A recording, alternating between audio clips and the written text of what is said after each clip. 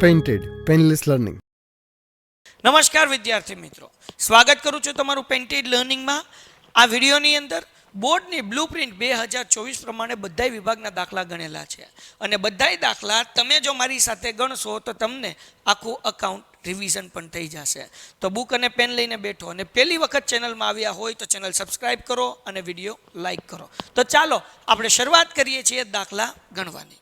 કે હર્ષા, યશા અને રવિ એક પેઢીના ભાગીદારો છે. તારીખ 1/4/2022 રોજ તેમની મૂડી અનુક્રમે 40,000, 30,000 ને 80,000 હતી. આ દાખલો ઉદાહરણનો છે, એ તો સ્વાધ્યાયનો છે, લગભગ 99% ઉદાહરણ છે.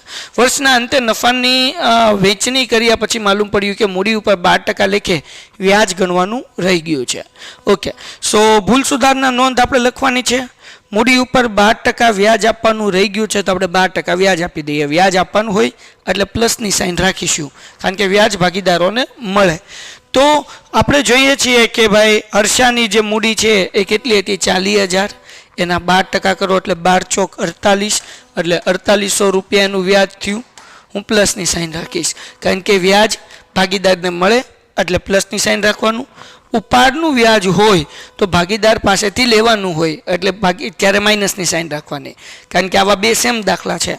મૂડીનું વ્યાજવાળું, ઉપાડનું વ્યાજવાળું. મૂડીના વ્યાજવાળો દાખલો કરતી વખતે વ્યાજ આગળ પ્લસની સાઇન, ઉપાડનો દાખલો કરતા વખતે ઉપાડના વ્યાજ વખતે ઉપાડ આગળ માઇનસની સાઇન, કારણ કે ભાગીદાર આગળ વ્યાજ લેવાનું હોય.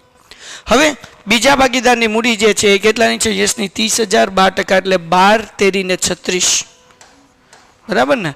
એટલે અહીંયા આવશે 3600 રૂપિયા. પછી છે 80,000 રૂપિયા એટલે 12 8 96. ભૂલ નથી પડતી ને, એક વખત તો એ કરી લઈએ. ટૂમ ટૂમ ટૂમ 12 8 96 થાય છે ભાઈ, ડૂમ, કારણ કે પછી નક્કી ન કહેવાય, બરાબર ને? 9,600 રૂપિયા. હવે આપણે આ બધાનો સરવાળો કરીએ.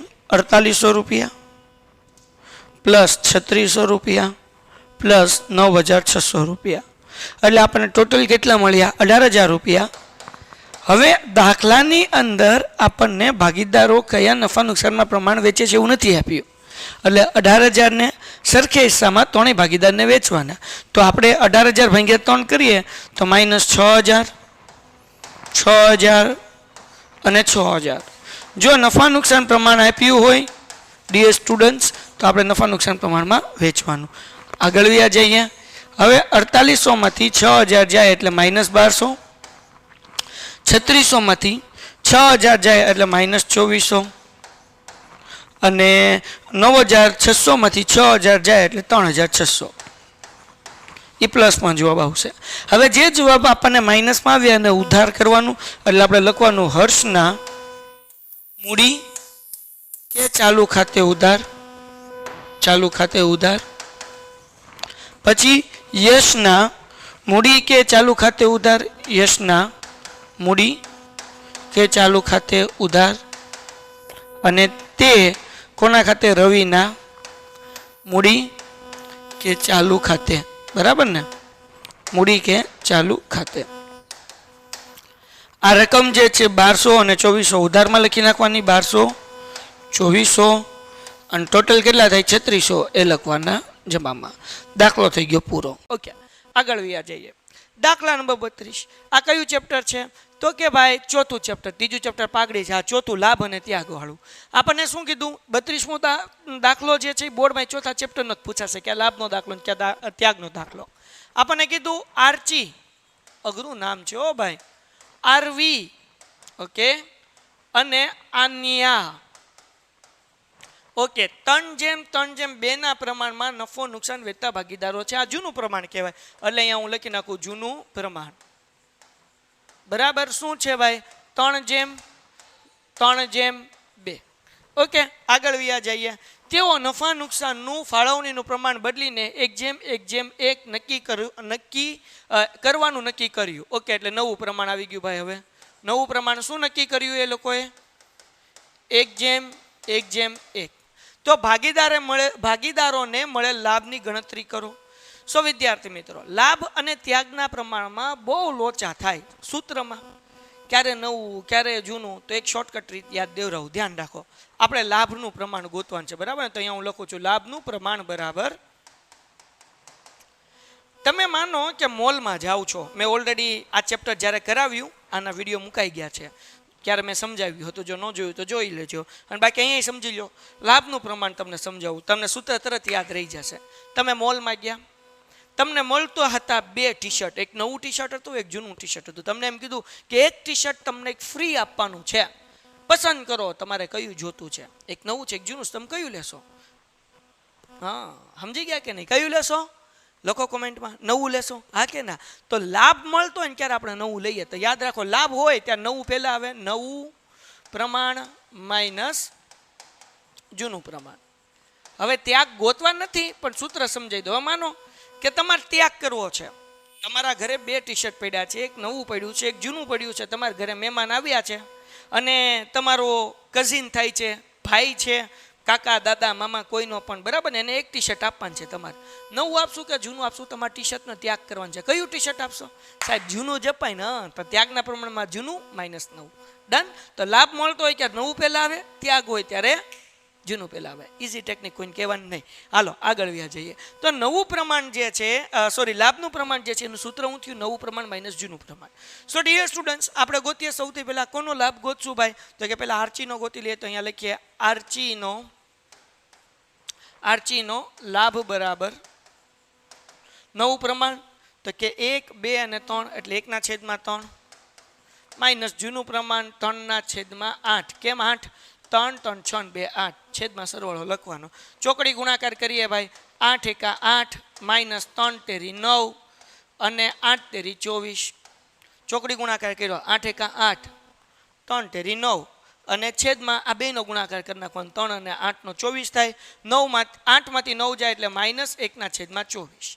તો માઇનસ જવાબ આવે છે. તમે લાભ ગોતો છો એટલે તમારે લખવાનું 1/24, માઇનસની નિશાની નીકળી જાય અને કૌંસમાં લખવાનું ત્યાગ.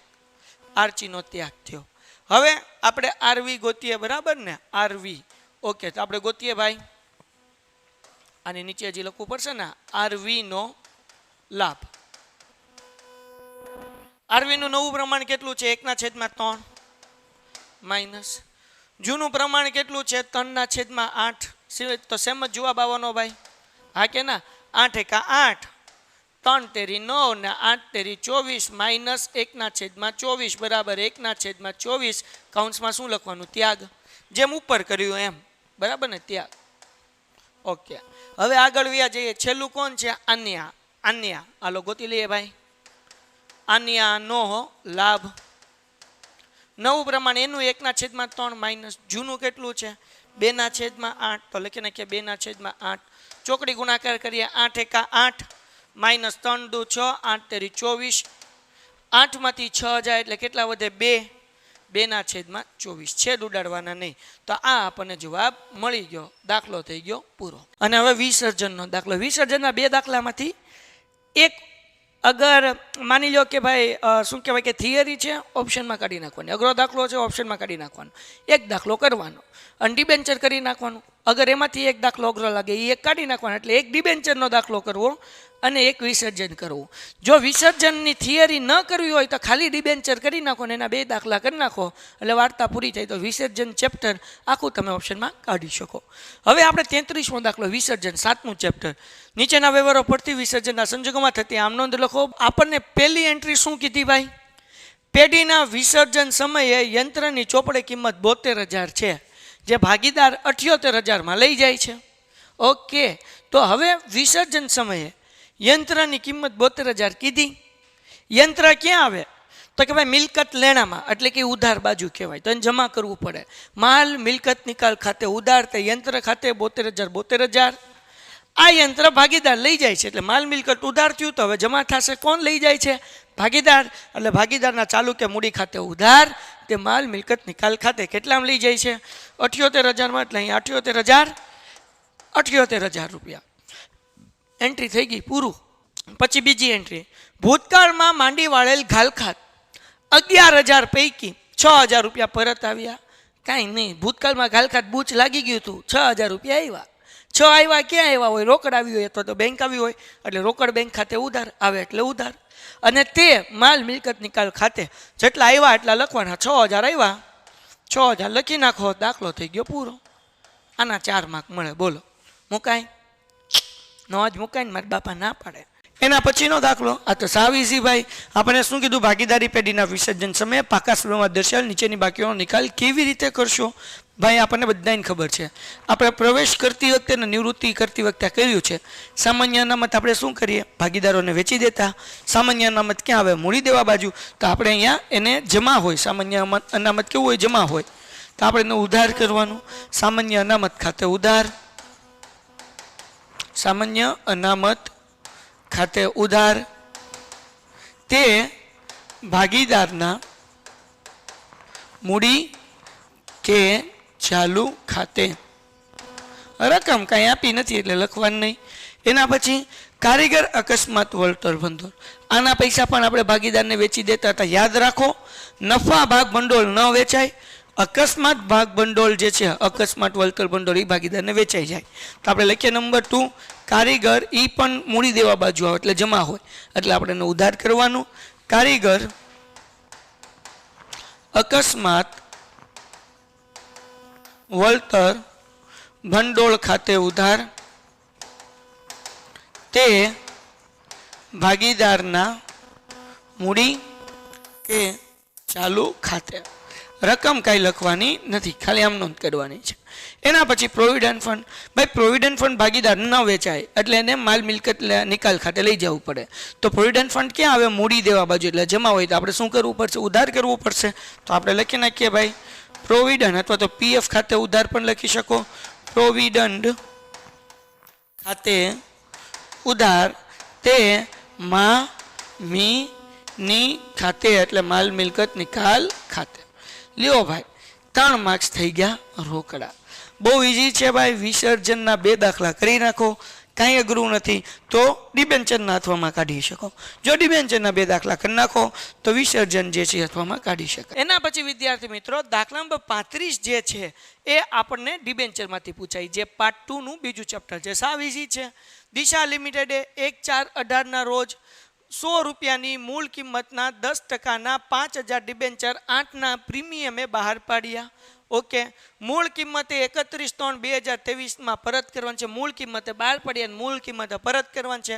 કંપનીના ચોપડે બહાર પાડતી વખતે અને પરત કરતી વખતે જરૂરી આમ નોંધ લખો. બા જે વગર બાબત છે લખવાનું નથી. તો આપણે અહીંયા લખી નાખીએ તારીખ, પછી વિગત, પછી શું આવશે ભાઈ? ખાપા, તમે ઉધાર અને જમા. આ બધું તમને લખતા આવડે, તમે હોશિયાર છો. ક્યારે બહાર પડ્યા શેર? 1/4/18. તો આપણે લખી નાખીએ 1/4/18ના રોજ. કંપનીએ શેર બહાર પડ્યા છે એટલે બેંકમાં પૈસા આવે એટલે બેંક ખાતે ઉધાર. બેંક ખાતે ઉધાર. તે ડિબેન્ચર અરજી અને મંજૂરી ખાતે ભેગું લખવાનું, બરાબર? અરજી મંજૂરી ખાતે. હાલો, ડન થઈ ગયું. કેટલા રૂપિયા લખવાના? કેટલા ડિબેન્ચર? 100 રૂપિયાનો ડિબેન્ચર છે, 5000 ડિબેન્ચર છે. ઓકે, અને 8%ના પ્રીમિયમથી બહાર પાડ્યા. સોરી, ભૂલ પડી ગઈ હો ભાઈ. કેટલાના પ્રીમિયમથી બહાર પાડ્યા? 8%ના પ્રીમિયમથી. એટલે 100 રૂપિયાનો ડિબેન્ચર છે, 8% પ્રીમિયમ એટલે કે 108 રૂપિયાનો ડિબેન્ચર બહાર પડ્યો. તો 108 ગુણ્યા કેટલા કરવાના? 5000. તો આપણે કરીએ 108 ગુણ્યા 5000, બરાબર? તો અહીંયાથી હું કાઢું છું અલાદીનનો ચરાગ, ચલાવ મંગલ હકુબા જાદુગર. 108 ગુણ્યા 5000, 1 2 અને 3 મીંડા. કેટલા એવા ભાઈ? 5,40,000 રૂપિયા. 5,40,000 રૂપિયા અને 5,40,000 રૂપિયા. હાલો, ક્લિયર થઈ ગયું? આ પહેલી એન્ટ્રી. બીજી એન્ટ્રી શું થાય? સેમ તારીખ 1/4/18માં ડિબેન્ચર અરજી અને મંજૂરી જે જમા કર્યું ને એને હવે ઉધાર કરવાનું. એટલે લખશું ડિબેન્ચર અરજી અને મંજૂરી ખાતે ઉધાર, બરાબર ને? તે કેટલા ટકાના ડિબેન્ચર છે? 10%ના, બરાબર ને? 10%ના ડિબેન્ચર. અહીંયા લખું તે 10%ના ડિબેન્ચર ખાતે. અને તે ડિબેન્ચર પ્રીમિયમ ખાતે કે જામીનગીરી પ્રીમિયમ ખાતે લખો તો હાલે. તે જામીનગીરી પ્રીમિયમ ખાતે, બરાબર? તો જેટલી રકમ જમા કરી એટલી ઉધાર કરી નાખવાની, 5,40,000 રૂપિયા. હાલો, ક્લિયર થઈ ગયું? હવે અહીંયા કયા લખવાના? તો કે 100 રૂપિયાનો ડિબેન્ચર છે એટલે 100 ગુણ્યા 5000 એટલે 5 લાખ રૂપિયા અહીંયા આવશે ભાઈ. અને પ્રીમિયમ કેટલું છે 8 રૂપિયા છે એટલે જામીનગીરી પ્રીમિયમમાં 8 ગુણ્યા 5000 તો 8 પંચા 40 એટલે અહીંયા કેટલા લખવાના 40,000 રૂપિયા. ડન છે. આ ડિબેન્ચર બહાર પાડવાની એન્ટ્રી થઈ ગઈ. પરત કેવી રીતના કરવાની છે? મૂળ કિંમતે પરત કરવાની છે. ક્યારે કરવાની છે? 31/3/23. તો હવે બે એન્ટ્રી આપણે કરીએ ડિબેન્ચર પરત કરવાની. તો અહીંયા હું લખું છું ભાઈ 31/3/23. એમાં શું કરવાનું? તો આ 10% જે ડિબેન્ચર છે જે જમા કર્યા એને ઉધાર કરવાના એટલે લખું 10% ના ડિબેન્ચર ખાતે ઉધાર. 10% ના ડિબેન્ચર ખાતે ઉધાર. તે પૈસા કોને આપવાના હોય? ડિબેન્ચર હોલ્ડરને આપવાના હોય ને, તે ડિબેન્ચર હોલ્ડર ખાતે કેટલા રૂપિયા આપવાના? મૂળ કિંમત એટલે 5 લાખ પાછા આપવાના હોય એટલે અહીંયા 5 લાખ રૂપિયા, અહીંયા 5 લાખ રૂપિયા. ખ્યાલ આવી ગયો કે નહીં? સમજાણું કે નહીં? બહુ ક્લિયર છે. હવે એના પછી શું કરવાનું ભાઈ? 31/3/2023 આજે જમા કર્યું એને ઉધાર કરી નાખવાનું ડિબેન્ચર હોલ્ડર ખાતે, ડિબેન્ચર હોલ્ડર્સ ખાતે ઉધાર અને તે બેંક ખાતે. આ પરત કરવાની બે એન્ટ્રી થઈ ગઈ, બરાબર ને? ડિબેન્ચર હોલ્ડરને ઉધાર કર્યા, આ પરત કરવાનું નક્કી કર્યું એની એન્ટ્રી 10% ડિબેન્ચર ખાતે. કોને પૈસા આપવાના? ડિબેન્ચર હોલ્ડરને. હવે આપી દઈએ ડિબેન્ચર હોલ્ડર ખાતે ઉધાર, તે બેંક ખાતે. 5 લાખ દાખલો થઈ ગયો પૂરો અને 4 માર્ક્સ આવી ગયા રોકડા, બરાબર છે? તો આવી રીતે આ દાખલો કરવાનો છે, 4 માર્ક્સ રોકડા મળે. હજી એકવાર યાદ દેવરાવું, પેન્ટેડ એપ્લિકેશન ડાઉનલોડ કરવાની છે, લિંક ડિસ્ક્રિપ્શનમાં છે. અને પોઈન્ટ નંબર 2 કે આલ્ફા એકેડમી જે છે તમે અહીંયા જોઈ શકો છો એ ભાવનગરની અંદર આવેલી છે. તો તમે ત્યાં એડમિશન લઈ શકો છો. 8 to 12 ઇંગ્લિશ મીડિયમ ગુજરાતી મીડિયમના સ્ટુડન્ટ્સ માટે છે. છેલ્લો દાખલો, દાખલા નંબર 36. ઓલામ કર્યું હતું એમ જ તે 1/4/2019 રોજ મહારાજ લિમિટેડે 7.5% 8,000 કન્વર્ટેબલ ડિબેન્ચર 200 રૂપિયાના ભાવે બહાર પાડ્યા. કેટલાના ભાવે? 200 રૂપિયાના બહાર પાડ્યા. ઓકે. ડિબેન્ચર બહાર પાડતી વખતે નક્કી થયેલ શરત મુજબ બધા ડિબેન્ચર 4 વર્ષ પછી ડિબેન્ચરની મૂળ કિંમતના બદલામાં એટલે 200 ને બદલે 200 જ દેવાના છે, પણ રૂપિયા નથી દેવાના. એના બદલામાં 10 નો એક એવા ઇક્વિટી શેર 25%ના પ્રીમિયમથી આપવામાં આવશે. 25%નું પ્રીમિયમ, બરાબર ને? યાદ રાખજો. તો 1/4/2023 રોજ નક્કી કરેલ શરત મુજબ બધા જ ડિબેન્ચરનું ઇક્વિટીમાં રૂપાંતર કરવામાં આવ્યું અને કંપનીના ચોપડે આમ નોંધ બાબત છે વગર લખો. પેલી 3 એન્ટ્રીમાં કંઈ ફરક નહીં. બેંક ખાતે ઉધાર, કે ડિબેન્ચર અરજી અને મંજૂરી ખાતે. કેટલા ડિબેન્ચર છે? તો કે સાહેબ ડિબેન્ચર છે ને એ 200 રૂપિયાનો છે. કેટલા બહાર પડ્યા? 8,000. તો 8 દુ ને 16, 8,000 ને એટલે 3 મીંડા આવશે. 8 દુ 16, મીંડા કેટલા? 3 ને 2 5 એટલે 16 લાખ રૂપિયા. અહીંયા 16 લાખ રૂપિયા. ડન છે. પછી પહેલી એન્ટ્રી બેંક ખાતે ઉધાર, તો ડિબેન્ચર અરજી મંજૂરી ખાતે. બીજી એન્ટ્રી ડિબેન્ચર અરજી મંજૂરી ખાતે ઉધાર, તે 7.5%ના ડિબેન્ચર ખાતે. રકમ ઈ ને ઈ, એમાં કાંઈ ફરક પડે નહીં. ઘટે તો જિંદગી ઘટે, રકમ કોઈ દી ન ઘટે. હાલો, ડન થઈ ગયું. હવે ક્યારે પાછા આપવાનું નક્કી કર્યું ભાઈ? 1/4/23 એટલે પાછા આપવાની એન્ટ્રી શું કરવાનું? આજે જમા કર્યું ઉધાર કરવાનું. 7.5%ના ડિબેન્ચર ખાતે ઉધાર, તે ડિબેન્ચર હોલ્ડર ખાતે. રકમ તો કે ઘટે તો જિંદગી ઘટે, રકમ ઘટે નહીં. 16 લાખ ના 16 લાખ. હવે પછીની એન્ટ્રી ડિબેન્ચર હોલ્ડર ખાતે ઉધાર ને તે બેંક ખાતે નહીં લખવાનું. પૈસા નથી આપવાના, શેર આપવાના છે. એટલે ડિબેન્ચર હોલ્ડર ખાતે તો ઉધાર આવે 16 લાખ ના 16 લાખ, તે બેંક ખાતે આવે એના બદલે શેર આવે. ફદિયા કેમ લખવાના? તો જુઓ, પેલા શેરની સંખ્યા ગોતવી પડે. તો અહીંયા ગોતું શેરની સંખ્યા. 16 લાખ રૂપિયા દેવાના છે આપણે. કોઈ ના પાડે તો કે એમાં હું સાહેબ ના પાડવાની. હવે શેર કેટલાનો આપવાનો છે? તો કે ભાઈ 10 રૂપિયાનો શેર છે. જો અહીંયા 10 રૂપિયાનો શેર છે, 25% પ્રીમિયમ છે. 10 રૂપિયાના 25% કરો એટલે 2.5 રૂપિયા થાય. એટલે એક શેરની કિંમત 12.5 રૂપિયા થયા. કેટલા રૂપિયા થયા? 12.5 રૂપિયા, બરાબર. કેવી રીતના 12.5 રૂપિયા? કાઉન્ટ્સમાં લખું છું, 10 રૂપિયા શેરના અને 2.5 રૂપિયા પ્રીમિયમ. 10 ના 25% એટલે 2.5 રૂપિયા. તો હવે 16 લાખ ભાગ્યા 2.5 કરીએ આપણે. 16 લાખ 1 2 3 4 5 ભાંગ્યા 12.5 16 લાખ ભાંગ્યા 12.5 કરીએ છીએ. હું ઓડી બોલ્યો હોય તો સમજી જજો. 16 લાખ ભાંગ્યા કેટલા કરવાના 12.5? કેટલો જવાબ મળ્યો? તો કે ભાઈ 1,28,000 શેર આપણે આપવા પડે. કેટલા આપવા પડે? 1,28,000. ઓકે, તો આપણે કરી નાખીએ ભાઈ 1,28,000 શેર. શેરનો ભાવ 10 રૂપિયા, એટલે જવાબ કેટલો આવશે ભાઈ? 12,80,000 રૂપિયા. બરાબર ને?